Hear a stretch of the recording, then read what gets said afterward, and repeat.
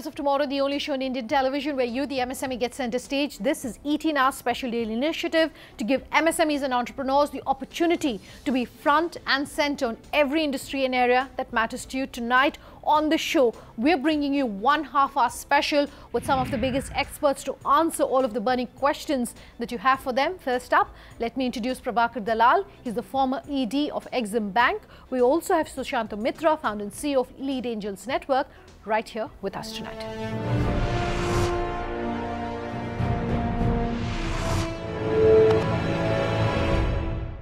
Gentlemen, as always, a pleasure to have both of you here with us tonight to answer all the questions that have come in. So thank you again for your time. Our first query tonight is an email that's coming to us from Vikas Agarwal. Vikas has sent us this email to say he's one of the most distinguished manufacturers, suppliers and exporters of process machines for the pharma industry, cosmetics, food, paints, etc.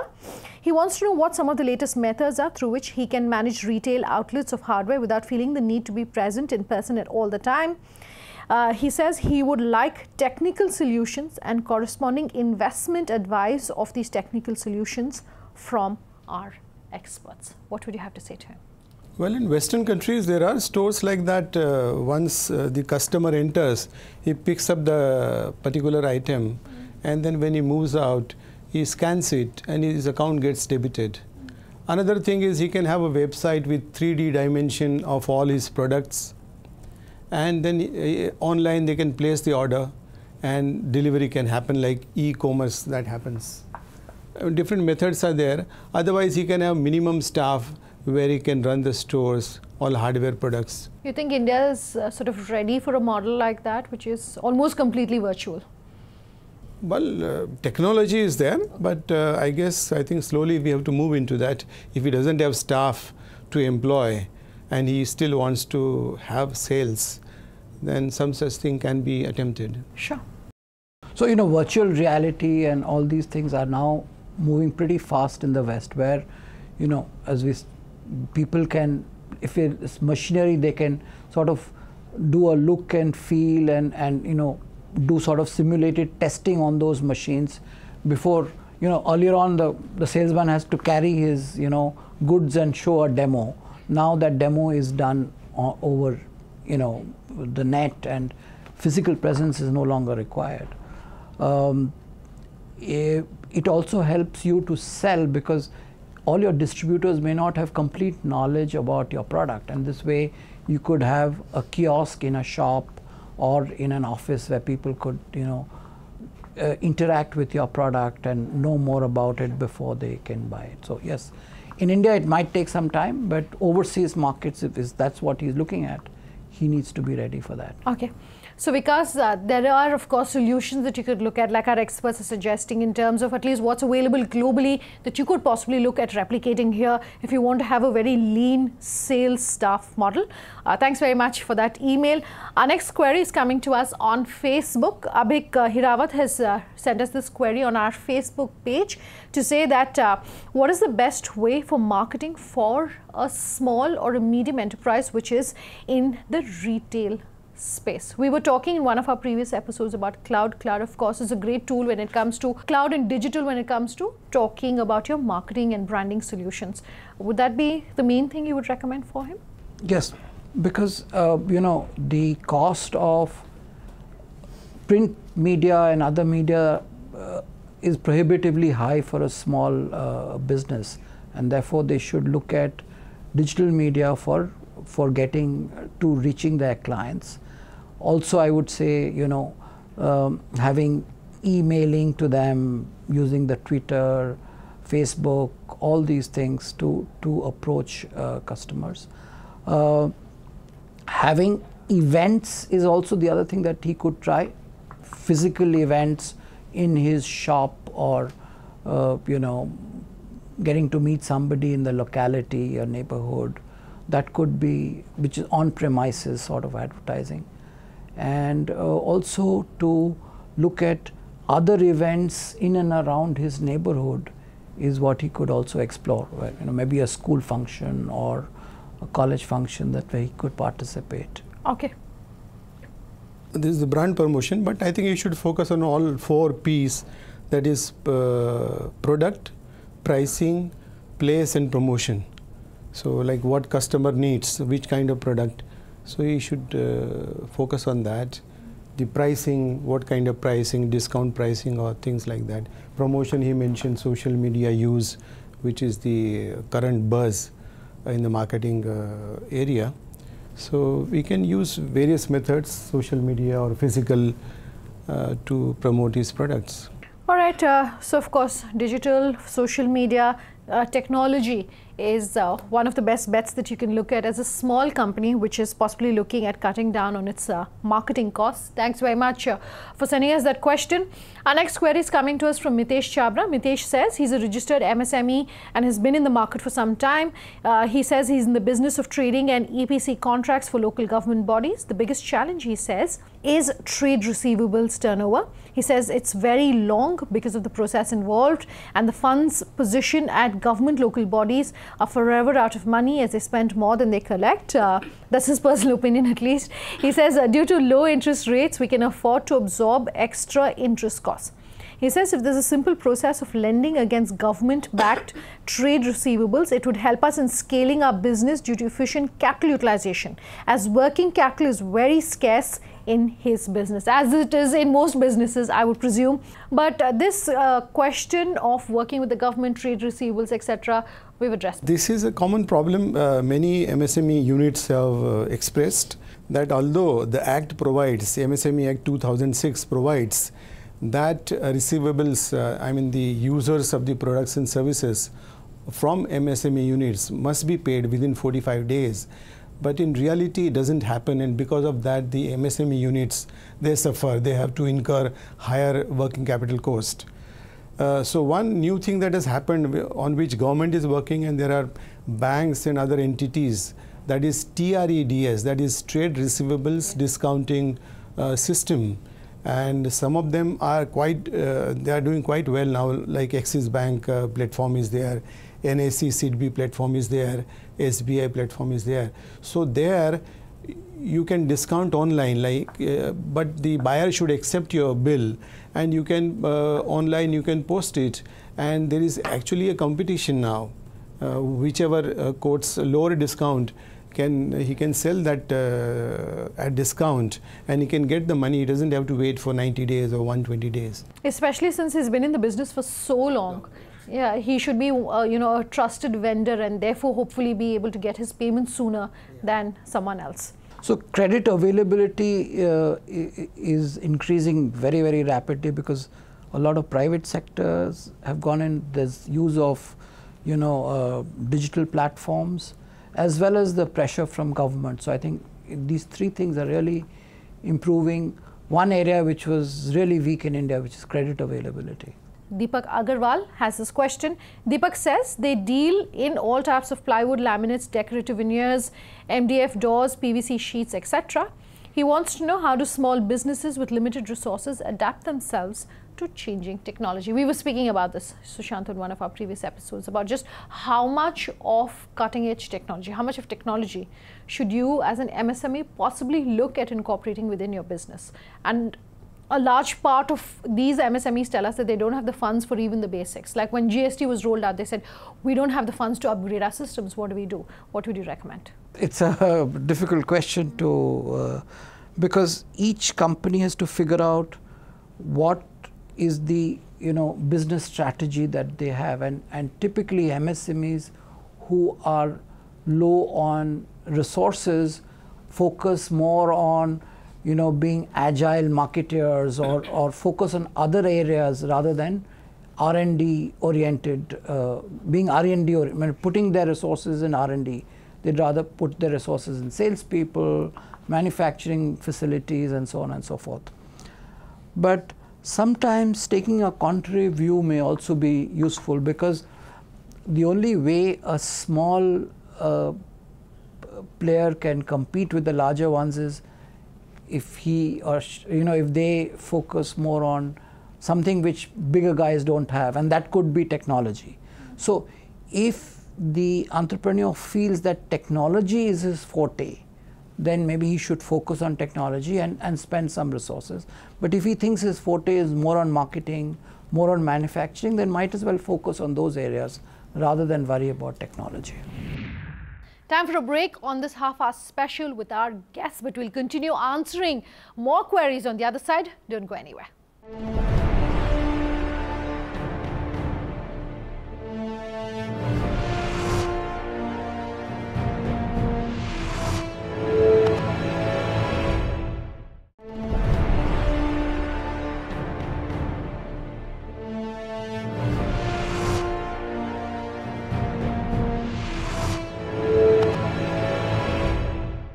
Welcome back with us here on Leaders of Tomorrow, and tonight on the show we bring you a half-hour special with experts answering your questions. Take a listen.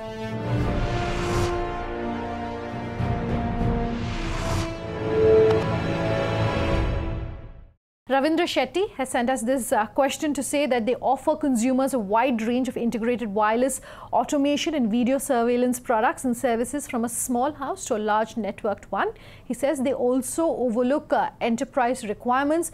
His question for our experts tonight: the funding and encouragement for Startup India, Make in India, Made in India, etc., he says, is not as encouraging as was mentioned when it was launched. He feels the government encourages MNCs more and also big corporates more than small companies. Also, personally, he says, working for an MNC company is more rewarding than working for an MSME in terms of remuneration, perks, social status, etc. This is a sad state of affairs, and it's unfortunate if this is the feeling amongst small companies. What would you gentlemen have to say to me? The government, CDB and banks have dedicated branches to cater to the needs of the SMEs.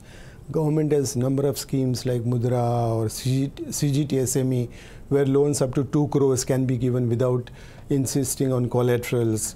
There is a credit-linked capital subsidy scheme that government gives. Startup scheme is there. Many schemes are there, and banks, development commissioners, they are all there to provide various facilities to SME. Now, trade receivables discounting facility.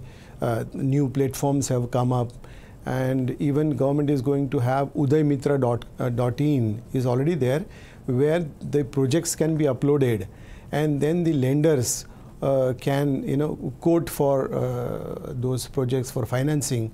So number of things have happened and are happening. So I think SME funding will not be a difficult proposition. As far as MNCs are concerned, yes, of course, there are some advantages and disadvantages. SME, of course, will have a lower overheads, and they will have access to parties physically. So both can coexist because India is a very large market. All right. So they're saying this space definitely for everybody. What would you have to say, Shiv? So I think globally also, there are large companies and there are startups, and startups are able to compete, and MSMEs are able to compete with much larger enterprises because they are more nimble, they are more focused, and so on and so forth. So that's the situation all over the world. There's nothing much that you can do about it. And yet, a Google can challenge a Microsoft. There'll always be a churn of smaller companies who will take over the markets of larger companies, despite all the advantages that they have. So that's number one. And the second is that there are lots of, investors, angel investors, VCs, Ps, who are actually looking for these promising early stage companies to invest, and they wouldn't be putting their money behind the IBMs of the world, so as to speak. So that is an advantage which startups and MSMEs have vis-a-vis their competitors. This is to the fact and to the point that he's talking about the government is favoring, or the world is favoring the large companies, right? And likewise is for people who will join your company. People, there are a certain type of people who like working for small and medium enterprises, who like being a participant in the management rather than being a cog in the wheel. The salary differences, status, etc., will always be there, but there are still people who are happily joining startups. So that goes to prove that if you can create an environment which encourages creativity amongst your team members, you'll still get people. Okay, but are salaries changing among startups now? I think finally they have to be competitive, because in the long run nobody will stay with you if you're not providing. So they are now providing equity stake also, like 2%, 5%, 10%. depending on the There are multiple ways in startups yeah, can attract, you know, talent. Sure. It's not all that dark. Sure. All right. So Ravindra, that's in response to your question, like Sushant was saying, it's not all that dark. Startups, of course, are being favored by a lot of people, including Ps, etc. And salaries are now competitive across the board. So, you know, you don't have to feel that perhaps startups are being discriminated against. Thanks very much for that. Quickly moving on to our next query. Franklin Emmanuel has sent us this next question. He says, in today's day and age of globalization, how can MSMEs and SMEs get debt funding at global and lower interest rates to compete better with global companies which have access to low cost debt funds? Big companies take MSMEs for a ride by delaying their payments, which affects probability and profitability. He wants to know how they can ensure timely payments from corporates, as Delayed Payments Act is taking a long time and has a huge backlog. It is not that SMEs cannot avail of foreign currency borrowings. They can avail of ECBs from banks if they cannot directly access from the international markets. Is that available as an option for small businesses? Definitely it is available. But then if they are not exporters, then they are exposed to the foreign exchange risk. So they have to take a call on that, whether they want to avail of ECBs. Rate will be lower, but then when they have to repay, they will have to repay at the exchange rate that is prevalent at the time of repayment. So there is a foreign exchange risk element is there. But they can avail of rupee finance also if they don't need foreign exchange for imports or anything like that. So of course the cost will be slightly more. But they can avail of debt funds from banks and other NBFCs and other institutions. So that is not the issue. All right. Franklin, that's in response to your question. There is recourse available for small companies like yourself when it comes to ensuring that you get your payments on time. And ECBs, for instance, like Mr. Dalal is saying, is an option which is available to small businesses as well. Thanks for that question. Let's quickly move on to our next query. Vinod Parmeswaran has sent us this question to say they provide one-stop solutions for all facility management needs with fully integrated customer complaint management processes and SOP-based service delivery for quick resolution. He says his major problem is that skilled workers are very reluctant to work in the same work in these small-scale industries, given, of course, that they don't offer high salaries. He says this is an industry-wide trend. As a result of this, they are unable to attract the best talent and retain this talent. So, Shanti, we were talking earlier about startups and the kind of perk, salary, etc. that startups offer. For companies that are not necessarily, tech-based startup, but a more traditional small-scale industry, what do you do then about salaries? The one way of attracting people, so there is a large number of unemployed people in our country. And here, by offering them training and a facility to learn a new job is something that startups can sort of promote and get people at perhaps a lower cost than would be otherwise. I think there is a huge availability of people who are unskilled, and to skill them and then take them on is possibly the route that startups could use. So, grow your own fodder, so as to speak. Sure. There are other methods also, like if your competitors are paying more than what you are able to pay, then you can have performance-linked incentives that you bring so much business or you do so much production. Then additional amount in addition to your fixed pay can also be paid. There are many entities I have seen, they are able to retain people because of just like they live like a family. They have family picnics, they have sports events and things like that. There is a social bonding, and they feel that they belong to that firm or the company. And that is another way, if you are not able to compensate financially, of retaining people.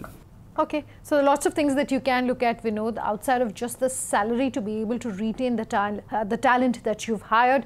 Thanks for that question. Time for one last query tonight, and this one is coming to us from Harshit Soni. Harshit says Smile Middle is an online gifting platform that lets you gift personalized handmade product sketches. His question for our experts tonight is how to hire the right people who are really skilled with their work but can be afforded by a startup too. He says they can't afford full-time employees at the time under a bootstrap model.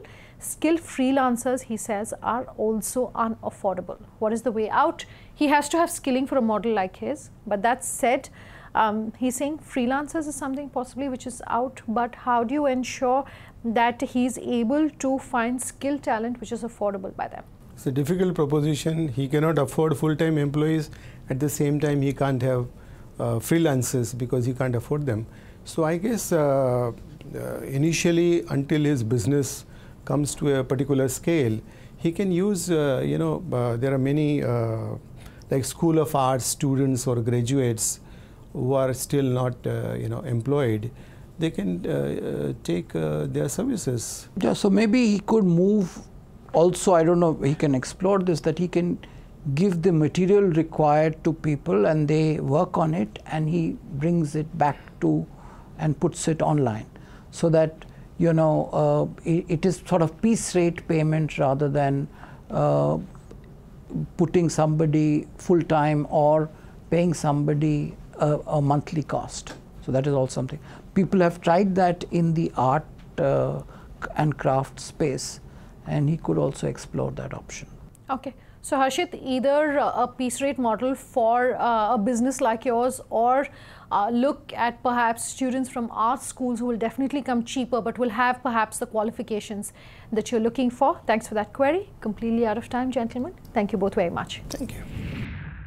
That's our show tonight, but if you have any more questions across any industry or any vertical, you can always write in to us. Our email ID is leadersoftomorrowtimesgroup.com. Tweet at me at Sunand_J or LOT_ET now. You can also leave any questions you may have on our Facebook page. That's our link right there, Leaders of Tomorrow on ET Now. Thanks so much for watching. Have a good night.